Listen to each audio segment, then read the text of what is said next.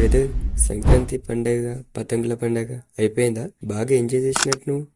ఆంధ్ర వాళ్ళు వాళ్ళ ఊర్లలోకి వెళ్ళి మరదలతో బాగా ఎంజాయ్ చేసినట్టు. మన తెలంగాణలో పతంగి ఎగిరేసుకుంటూ పక్కింటి పిల్లని పటాయించిండొచ్చు. నాకు తెలియదా మీరెంత దొంగ పోకోలు అని. అలాగే నేను ఆ దేవుణ్ణి కోరుకుంటాను.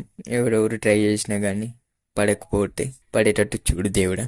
తర్వాత మీ ఇష్టం, మొడ్డ ఓడిచిపోయి అంతే కదా. ఇట్లా లైఫ్ మీద ఇంట్రెస్ట్ పెట్టకుండా ఇట్లా నువ్వు పండగ విండగ కానీ పతంగి ఎగిరేసుకుంటూ పోతా అంటే నువ్వు ఊర్లు తిరుగుతా అంటే ఇక్కడ ఓడు సక్సెస్ అవ్వాలి కదా. నువ్వు ఊర్లు తిరిగితే నువ్వు లైన్లో కొడితే ఇప్పుడు నువ్వు మడతలేని లైన్లో పడ్డది అనుకో, మీ మామగారు ఇయ్యాడంటే నీకు ఆలోచిస్తారా లేదా? మీ మమ్మీ నాయన మొక్కలు చూస్తారా? ఇయ్యరు.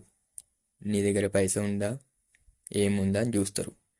అలాగే నువ్వు పక్కింటి దాన్ని చూసి నువ్వు లైన్ కొడితే ఆ పక్కింటి నుంచి ఎప్పుడో వచ్చేసి లైన్ కొట్టిండు పాపం ఎంత కష్టపడ్డాడో అని ఇస్తారా నీకు? ఇయ్యరు. ఈయన దగ్గర ఏముంది, ఎంత పైసా ఉంది, ఎలా చూసుకుంటాడు అని చూస్తారు. అందుకనే లైఫ్ మీద ఇంట్రెస్ట్ పెట్టరా గాండు.